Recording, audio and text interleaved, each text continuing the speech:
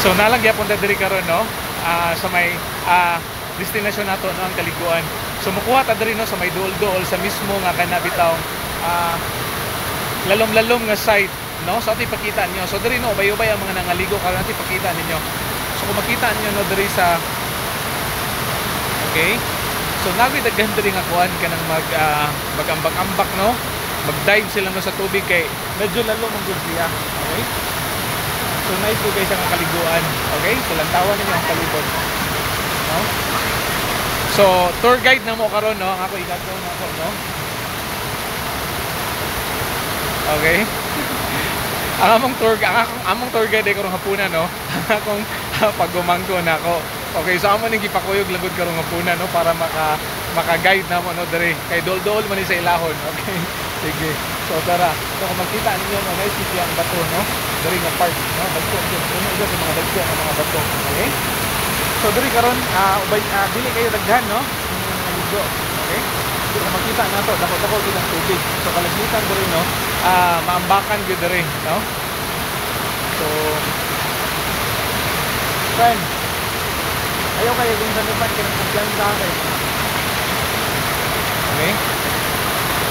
So atong gipakita ninyo no, karong hapuna. Atong gipakita ninyo no, karong hapuna no nga nice gid ang tubig Kaliguan no. So dito nga part no naapoy kuan kanang nanguha og kuan kanang nanguha og isda no. Kanang para ilang maunsa pod kanang para ilang masudan pod no. So siguro mga taga diri lang na sila no. So kung makita nato sa palibot, okay?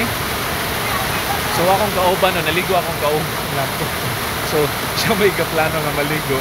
So kami wala may gaplano nga maligo kay naniguro man siya kami no. Kuan pa mi kanang susunod pagbalik na lamang kay wala man mi nakadala no. Og kanang ilisan. Okay? Sige.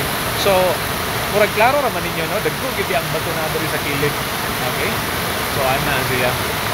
O dito nga part na nanguha dito og kuan.